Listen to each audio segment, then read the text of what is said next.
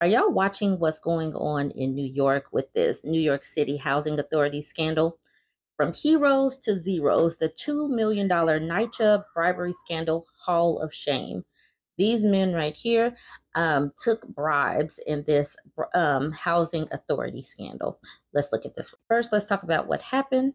The NYCHA workers charged in the largest single-day bribery takedown in Justice Department history include a father who boasted about lavish globe-trotting vacations, an administrator named a hero by his local project, a superintendent selected to partake in a leadership academy, and even an employee once suspended for appearing naked in bed with a woman during a staff video call. Oh my.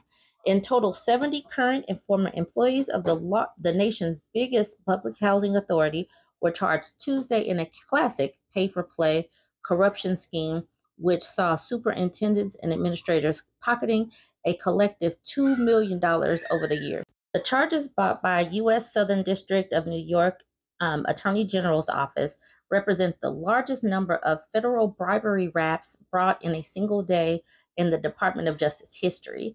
Instead of acting in the best interest of NYCHA residents, the city of New York, or taxpayers, the 70 defendants charged today allegedly used their jobs at NYCHA to line their own pockets. Here are some of the workers. Look at these people. They are just toasting it up. They are living the good life. One of the people that you saw above was Dwarka Rupnarian. Dwarka allegedly collected at least $83,000 in bribes from over $500,000 worth of contracts while serving as the superintendent for 3 different Bronx housing projects between 2007 and 2022, according to court filings. The 63-year-old dad's social media is littered with snaps from grand overseas vacations, showing his family frolicking on beaches, raising glasses of champagne, and smiling in front of Italian vistas in Venice and Rome. His Facebook profile also suggests a love of luxury European sports cars. Rupnarian retired from NYCHA in 2022 and now lives in Middleton, New Jersey, according to court documents. Now, this is Rigoberto Chariez. Let's read a little bit about him. Rigoberto pocketed at least $70,000 from $377,000 in contracts while serving as groundskeepers or superintendent between 2016 and 2024 at 6 different housing projects across Brooklyn and Queens, according to prosecutors. Just over a year ago, the 34-year-old was selected to participate in NYCHA's Coaching and Mentorship Leadership Academy, a 16-week program aimed at enhancing leadership and management skills through mentorship.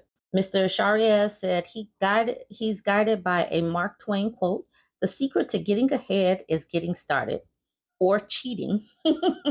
My message to all of this is, if you want something in life, you go after it and be relentless. Don't give up and don't take no for an answer, and don't even take laws into an answer.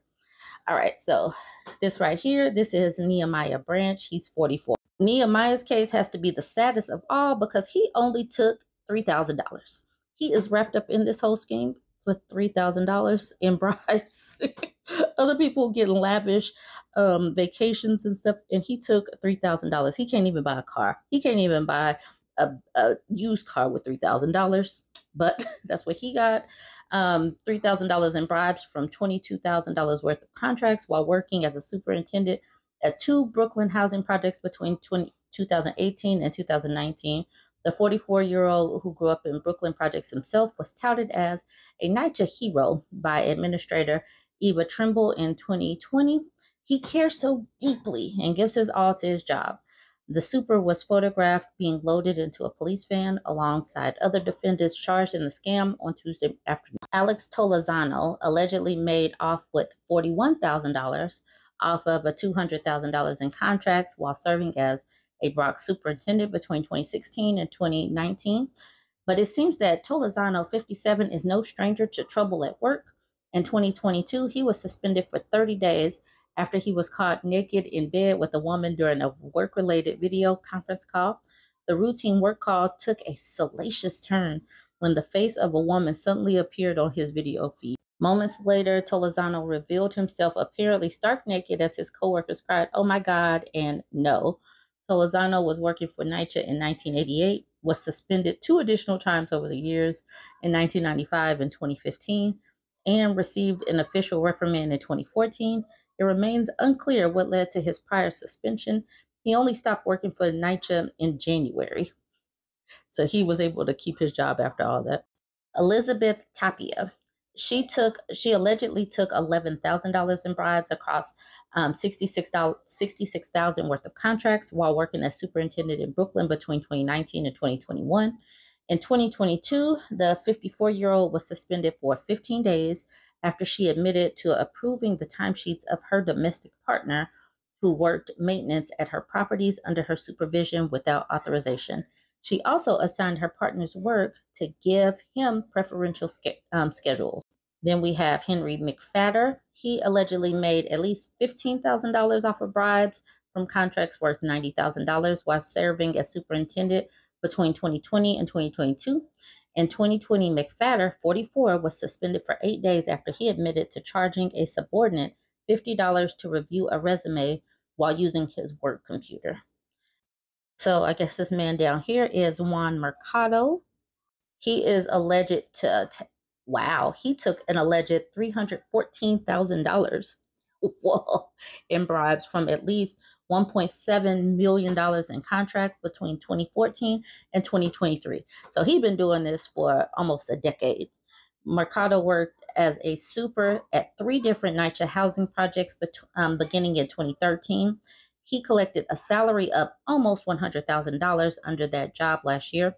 Other notables include Nirmal Lurik, who allegedly made off with $153,000.